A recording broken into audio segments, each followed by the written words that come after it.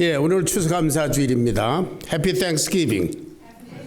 예, 감사절의 유래는 여러분들이 이미 잘 아는 내용입니다.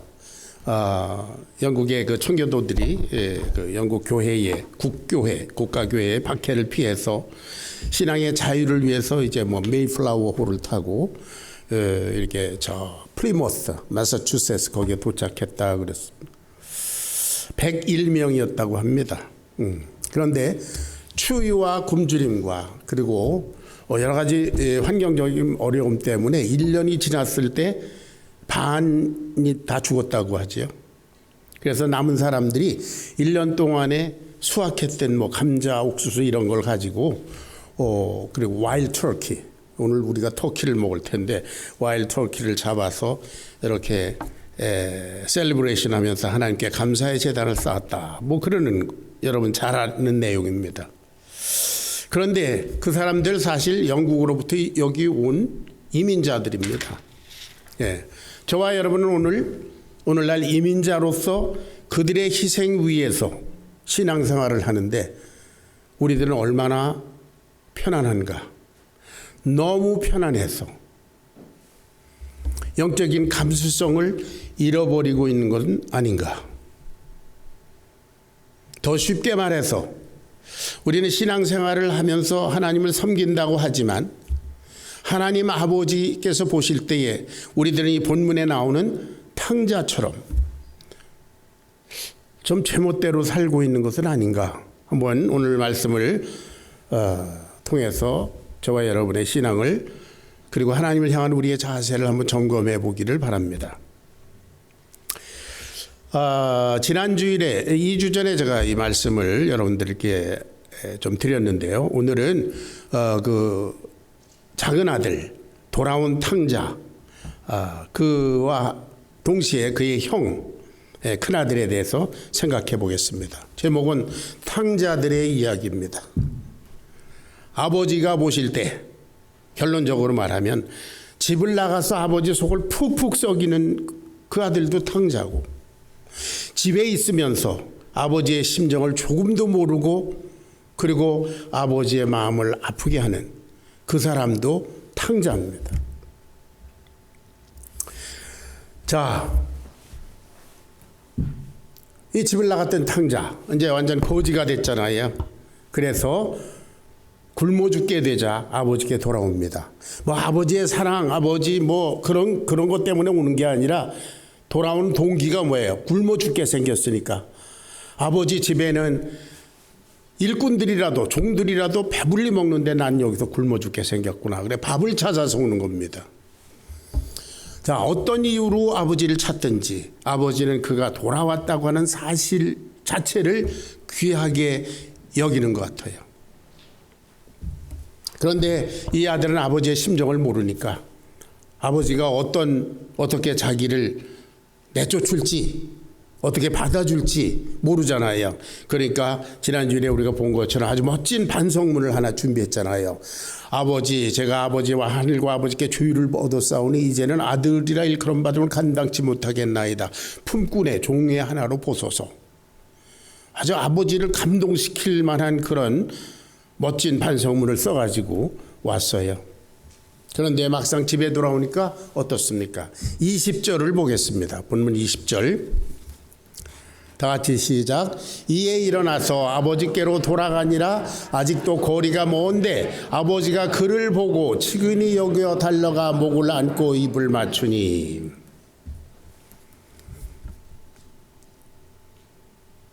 아직도 거리가 먼데 아버지가 달려와서 목을 끌어안고 입을 맞추고 그 돼지굴간에서 온 냄새나는 거지, 자기를 배반했던 그런 불효자,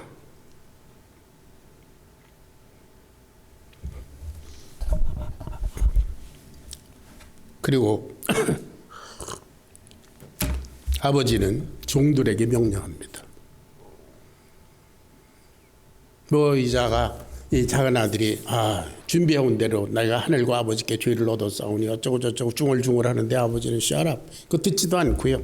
종들에게 명해서 제일 좋은 옷을 내다가 입히라. 손에 가락지를 끼우고 발에 신을 신기라. 살찐 송아지를 잡으라. 그리고 환영 파티를 열어주었습니다. 네. 그 더러운 옷을 다 벗겨버리고 새 옷을 입혔습니다. 손에 가락지를 끼웠다는 것은 너는 내 상속자다 하는 그런 표시라고 했습니다. 발에 신을 신긴다. 맨발로 온 자, 그야말로 수치를 가리워주는 것이죠. 24절에 보니까 이 내 아들은 죽었다가 다시 살아왔으며 내가 잃었다가 다시 얻었다. 이렇게 아들을 사랑하는 아버지는 그동안 얼마나 마음이 아프고 괴로웠을까. 언제 돌아올지 모르는 아들을 기다리는 아버지의 심정은 과연 얼마나 타들어갔을까. 이 아들은 아버지를 떠나서 아버지의 속을 푹푹 썩이는 그런 불효자고 그야말로 죄인이었던 것입니다. 그런데 아버지는 이 불효자가, 이 못된 아들이 돌아왔다는 사실 자체로 그 아들을 완전히 용서하고 그리고 자기의 상속자로 다시 회복시켜 줍니다. 한 가지 분명한 것은 이 아들이 아버지께로 완전히 돌아왔다는 사실입니다. 자, 그가 한 발은 아버지 집에 돌아오고 한 발은 돼지우리에 아직도 두고 그럴 수는 없습니다. 돌아왔든지 안 돌아왔든지 둘 중에 하나입니다. 여러분 본문 말씀에 보니까 그는 아버지 집으로 돌아왔습니다. 그렇죠? 그리고 아버지는 무조건 용서해 주셨습니다. 그리고 용서해 주실 뿐만 아니라 너는 내 상속자다. 가락지를 끼워줬어요. 자, 성경에는 탕자가 돌아온 이후 어떻게 했다는 얘기가 없습니다. 왜 그랬을까요? 아마도 그것은 주님께서 이 이야기를 해주시면서 탕자의 뒷이야기는 우리가 생각하고 묵상하고 상상해야 될 몫이라 이렇게 남겨두신 것 같아요. 이 아들은 집에 돌아와서 이렇게 환대를 받으면서 과연 무엇을 깨달았을까?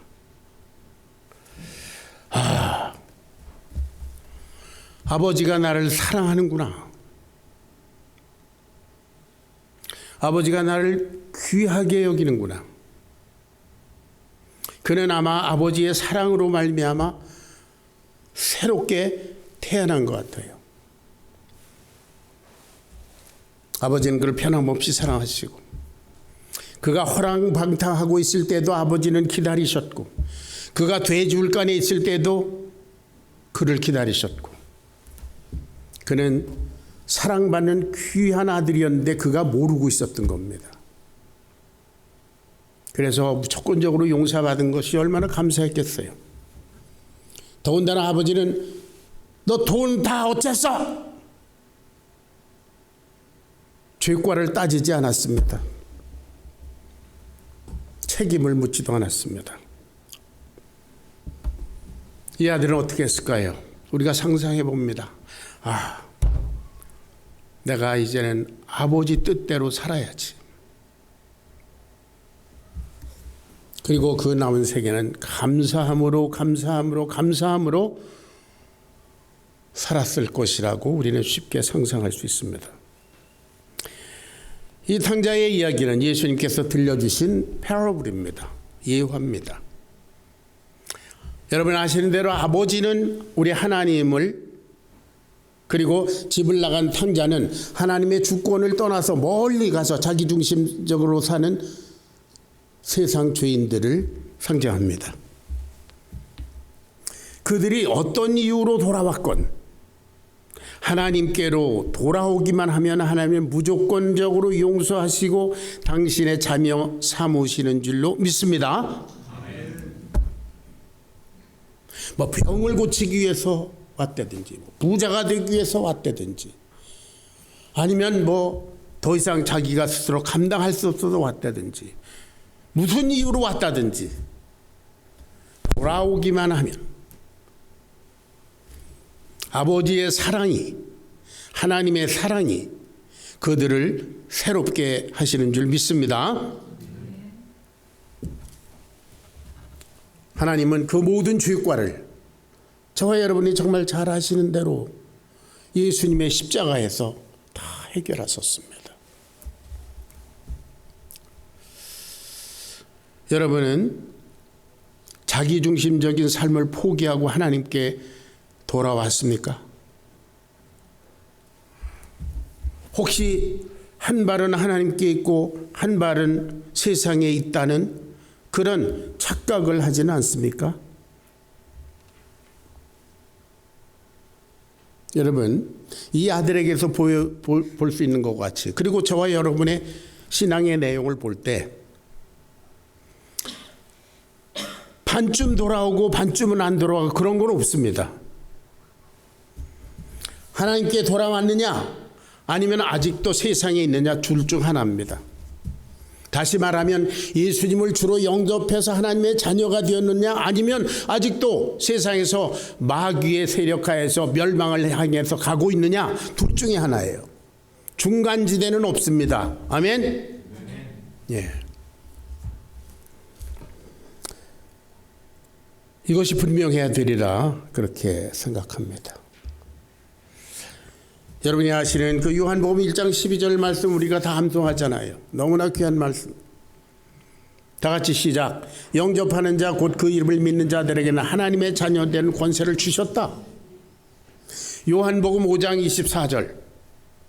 내가 진실로 진실로 너희에게 이르노니 내 말을 듣고 또 나 보내시는 이를 믿는 자는 영생을 얻었고 심판에 이르지 아니하나니 사망에서 생명으로 옮겼다. 할렐루야. 사망에 아직도 있는가?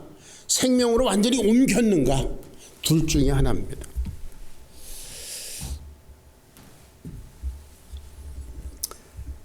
자, 여러분, 하나님께서 여러분을 지극히 사랑하시는 것을 믿습니까? 여러분이 어떠한 죄 가운데 있었든지 과거, 현재, 미래의 죄를 다 짊어지고 예수님께서 십자가에 죽으신 것을 믿습니까? 그렇다면 남은 인생은 그 하나님을 위해서 감사함으로 사시기를 주의 이름으로 축원합니다. 자, 반면에 이제 집에 있는 큰아들에 대해서 생각해 봅니다. 큰아들이 보니까 집에서 파티가 한참 벌어지고 있습니다. 이 아들 보세요. 그는 파티에 들어가기를 거절합니다. 난 안 들어가겠어. 그리고 말합니다. 내가 여러 해 동안 아버지의 명령을 어기지 않고 열심히 살았는데 자부합니다. 그런데 아버지는 나한테 염소 새끼 한 마리도 먹으라고 준 적이 없다. 아주 아버지는 인색한 것 같아요. 불평합니다. 그리고 동생을 가리켜 창기와 함께 아버지 재산을 먹어버린 그런 탕자라고 정죄합니다. 큰아들의 말은 지금 다 맞습니다. 그러나 사실적으로 맞습니다. 논리적으로 맞습니다. 그런데 하나 중요한 것은 이 아들은, 큰아들은 작은 아들을 향한 아버지의 심정을 모른다는 것입니다. 사실 이 큰아들은 집을 나간 동생이 어디서 죽었는지 살았는지 몰라서 고통하는 아버지에게 별로 관심이 없었던 것 같아요. 지금 이 작은 아들이 돌아왔을 때 큰 잔치를 벌이는 큰 기쁨의 잔치, 거기다 완전히 죄를 뿌리는 그런 아들. 이 사람은 집에서 열심히 농사 짓고 뭐 아버지 명령을 순종하고 뭐하고 이렇게 그렇게 살았지만 그는 아버지에게는 아버지의 심정을 전혀 모르면 또 다른 의미의 탕자라는 사실입니다. 아버지께 충성하는 것 자기중심적입니다. 몸은 비록 아버지 집에 있지만 마음은 아버지로부터 멀리 떠나 있는 그런 사람입니다. 날마다 동생이 돌아오기를 기다리는 그런 아버지를 보면서도 이 사람은 일만 열심히 했던 것 같아요. 사실 여기에는 종들이 많다고 그랬습니다. 이 일은 종들에게 시키고 정말 아버지의 심정을 알았더라면 나가서 동생을 찾아다녀야 하지 않습니까? 집을 나간 동생에게 대해서도 관심이 없고, 그리고 그 동생을 위해서 안타까워하시는 아버지의 심정도 모르는 진짜 탕자, 그가 큰아들입니다. 이것은 예수님 당시에 그 스스로 의롭다고 주장하는 바리새인들과 서기관들을 비유로 말씀하신 것이죠. 죄인들과 세리, 창녀들 이런 것들이 회개하고 돌아왔을 때 예수님께서 그들과 함께 잔치를 하면서 같이 식사를 하십니다. 그들을 향한, 그 영혼을 향한 예수님의 사랑을 전혀 이해하지 못했습니다. 그들은 자기중심적인 율법주의자들이고 스스로 의롭다고 생각하는 위선자들이었기 때문입니다. 자기의 그 self-righteousness에 완전히 가리워서, 눈이 가리워져서 하나님의 사랑과 은혜를 깨닫지 못했습니다. 버려졌던 인생들이 회개하고 돌아와서 구원받고 그런 새로운 인생으로 거듭나는 그것에 대해서 이 사람들은 전혀 이해하지 못했습니다. 그들은 자신의 잣대, 율법의 잣대로 남을 정죄하고 그리고 비난하고 예수님까지도 하나님의 아들의 자격이 없다고 이렇게 비난했던 사람들입니다. 자, 우리들은, 저와 여러분은 과연 하나님 앞에 어떤 자녀들입니까? 잃어버린 영혼을 향한 우리 하나님의 심정에 우리가 동참하고 있습니까? 지난 한 해 동안 가서 제자 삼으라 하시는 하나님의 말씀에 우리들은 얼마나 구체적으로 헌신하고 순종했습니까? 우리 교회를 찾는 영혼들에 대해서 여러분의 자세는 어떻습니까?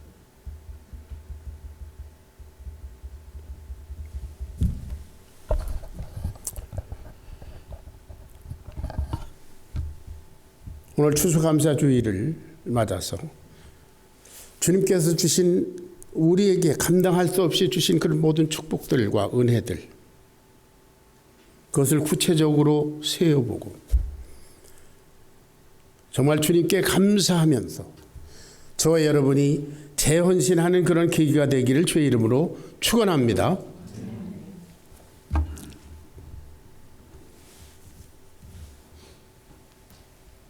예수님께 정죄를 받은 바리새인과 서기관들의 문제, 그것이 2000년 전 그들만의 문제가 아니라 오늘날 하나님 앞에 산다고 하는 저와 여러분들의 문제일 수가 있습니다.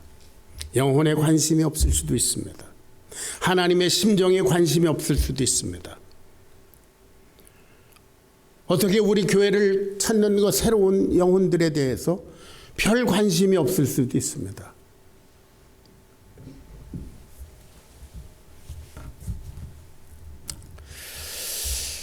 오래전 일입니다. 저에게 탕자의 심정을 가르쳐 주신 목사님에 대해서 제가 말씀드렸죠. 제가 로스앤젤레스에서 한인 침례교회 다니면서 서리 집사로서, 직장에 다니는 평신도로서 얼마나 열심히 전도하고 성경 가르치고 신방하고 얼마나 즐겁게 신앙생활을 했는지 모릅니다. 그 교회는 좀 큰 교회였었기 때문에 잘 모르는 처음 오는 사람들은 제가 전도사쯤 되는 줄 알고 저를 전도사님 이렇게 부르는 사람도 있었어요. 하도 열심히 해서. 너무나 감사하고 기쁘고. 그러자 어느 날 그 제 목사님이 이 집사 이제 목회를 해야지 이렇게 그냥 평신도로 열심히 내면 되겠어. 천부당 만부당 저는 그런 거 저는 평신도 성경 선생으로 족합니다. 복의 근원이 되고 하나님의 말씀을 전하고 구원을 전하는 그것만으로서 저는 족합니다. 아니야, 나 기도하고 있어. 이 집사는 목회자가 돼야 돼. 목사님께서 포기하지 않고 계속 저를 권면해서 저도 기도했습니다. 그래, 내가 이렇게 평신도로서 열심히 사역에 참여하는 것이 결국 자기 의가 된다면 아니다, 내가 주님께 붙들려온 자로서 주님 사역자가 되어야 되겠다. 그런 결단을 하게 이르렀습니다.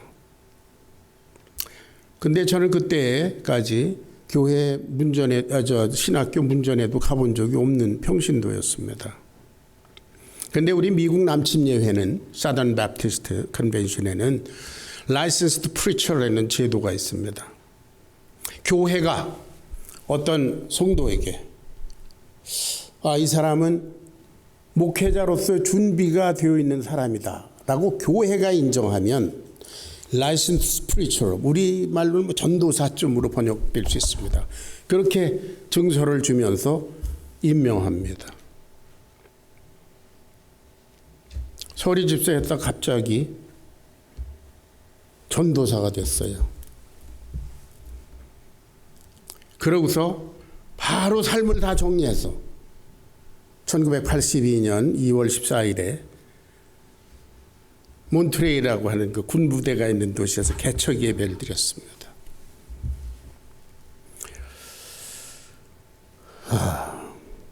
여러분, 신학교육을 받은 적이 없는 평신도가 갑자기 전도사가 되어서 교회를 개척한다는 거 상상해 보셨습니까? 우리 한국 사람들, 우리 한국 교회의 전통으로 봐서 상상이 안 되는 일입니다. 저도 상상이 안 되는데도 복음을 위해서 내가 붙들림을 받았으니까 복음의 파워를 믿고 그리고 오직 믿음으로 순종해서 이 엄청난 일을 저질렀습니다. 그때 제 마음 가운데 두려움이 있었어요. 야, 네가 교회를 하는데 사람들이 오겠냐? 그런 생각. 자, 그런데 참 놀라운 일이죠. 복음을 전하고 전도하면 예수 믿는 사람이 생겨요. 그리고 교회에 옵니다. 예배 끝나고 이렇게 보면서 저 사람이 다음 주에도 올까? 그런데 또 옵니다. 또 누구를 데리고 옵니다. 할렐루야. 참 이상하지요. 하나님의 말씀은 살았고 운동력이 있다. 복음에는 하나님의 의가 나타나서 믿음으로 믿음에 이르게 한다. 복음의 능력을 소름 끼치도록 깨달으면서 죽는지 모르고 열심히 뛰었네요. 근데요, 교회가 막 자라고 이러니까 그때 저희 교회 저보다 앞서 한 10개쯤 교회가 그 도시에 있었는데 우리 교회 식구들한테 막 들려오는 소리가 당신네 교회 목사는 가짜 목사다. 신학교를 안 나왔지 않냐. 의과대학을 안 나온 사람이 의사라면 돌팔인 것처럼 당신네 목사가 신학교를 안 나온 사람이 가짜야. 이렇게. 우리 교인들이 아주 너무나 상처를 받습니다.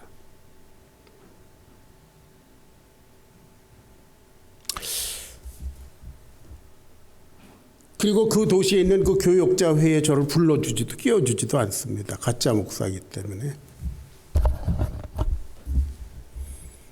영혼이 구원받고 복음의 역사가 일어나고 교회가 자라고 세워지고 이런 것에 보다도 얘가 자격이 있느냐 없느냐, 신학교를 나왔냐 안 나왔냐, 그게 더 중요한 사람들이었다고 저는 생각해요.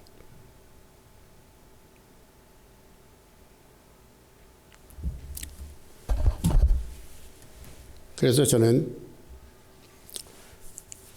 그때 당시에 형편이 전혀 되지 않았습니다. 개척교회 목사로서. 신학교는 저 샌프란시스코 한 3시간 떨어진 데 있고요. 그러나 결단하고 그때로부터 토플 시험 보고 뭐 이것저것 준비해서 신학교에 들어갔습니다. 제 나이 40세.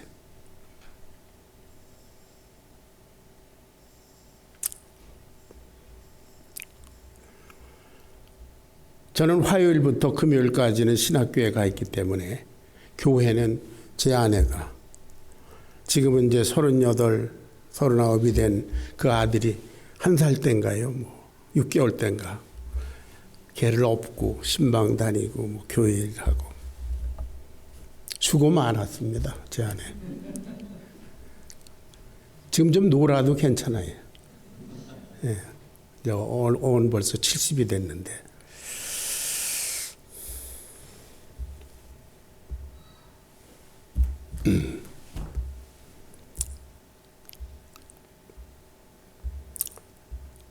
네. 그래서 뒤늦게 하는 공부, 잘하지도 못하는 거 빨리나 끝내자. 그래서 3년에 맞춰야 될 신학교를 5학기에 맞췄습니다. 2년 반에 맞춰버렸어요.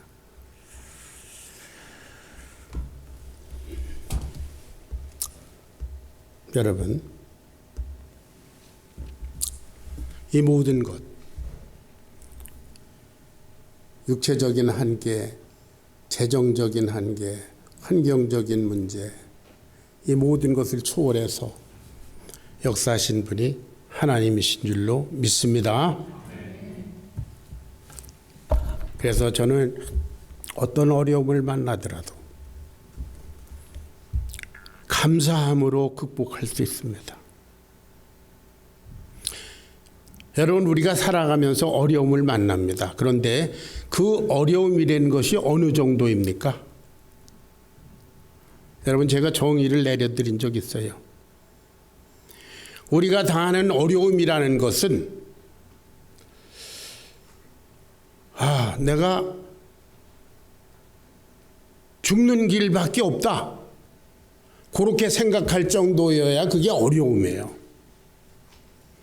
돈이 좀 부족하고 뭐가 뜻대로 안 되고 애들이 마음대로 잘 자라지 않고 어쩌고 저쩌고 하는 거, 그건 여러분 어려움이 아닙니다. 이 세상 죄인의 삶은 다 그렇게 어렵습니다. 인생은 고달프고 고단한 겁니다. 죄인의 삶이니까요. 우리가 당하는 어려움이라는 것은 그리스도인으로서 내가 이 어려움 때문에 죽어야 되겠다 할 정도의 어려움.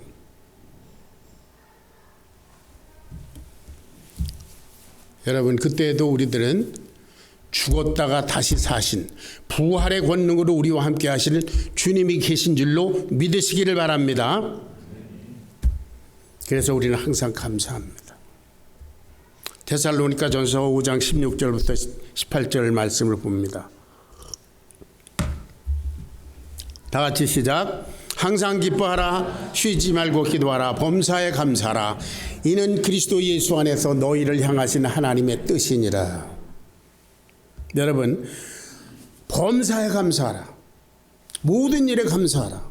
그 모든 일에는 내가 좋게 생각하는 것도 있고 내가 싫어하는 것들도 있을 수 있습니다. 좋은 일만 생기는 게 아닙니다. 그런데 하나님은 범사에 모든 circumstances, 거기에 감사하라 그랬어요. 우리가 늘 감사하지 않으면 어떤 문제가 생기는 줄 아세요? 늘 감사로 충만해 있지 않으면 불만스러운 마음이 생깁니다. 감사를 안 하는 정도에서 그치지 않고 불만이 슬그머니 생겨요.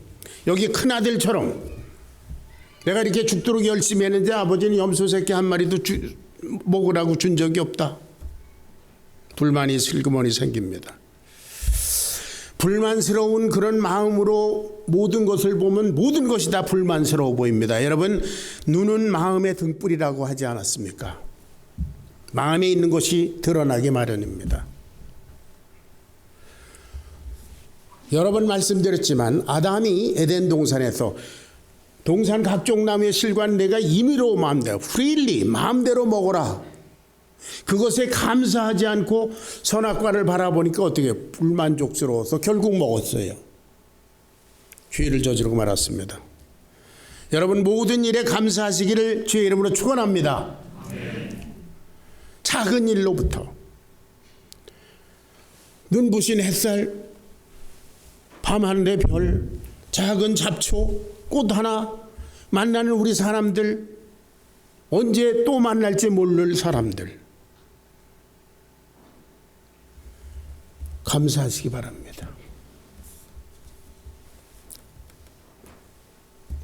집을 나간 탕자, 집 안에 있는 탕자, 탕자들의 얘기를 여러분께 드렸습니까? 사랑하는 여러분, 우리는 그리스도인으로서 항상 아버지와 함께 있습니다. 아멘. 아멘. 과연 우리는 하나님의 심정에 동참하고 있는가?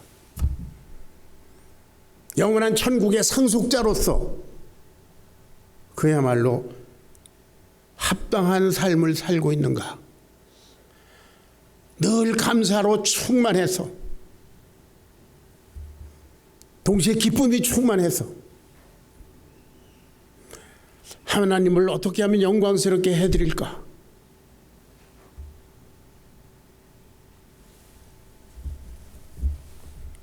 그런 주의 자녀들 되시기를 주의 이름으로 축원합니다. 로마서 8장 16절 17절을 같이 봉독하면서 마치겠습니다. 다 같이 시작. 성령이 친히 우리 영으로 더불어 우리가 하나님의 자녀인 것을 증거하시나니 자녀이면 또한 후사 하나님의 상속자요 그리스도와 함께한 상속자니 우리가 그와 함께 영광을 받기 위하여 고난도 함께 받아야 할 것이니라. 성령이 우리 영으로 더불어 우리가 너는 하나님의 아들이야, 너는 하나님의 딸이야.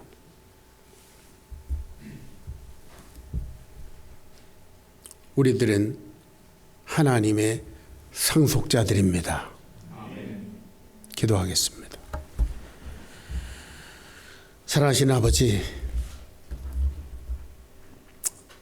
하나님 앞에 사는 저희들, 과연 하나님의 심정에 동참해서 하나님의 심정을 헤아려 드리면서 감사하면서 하나님 앞에 살고 있는지,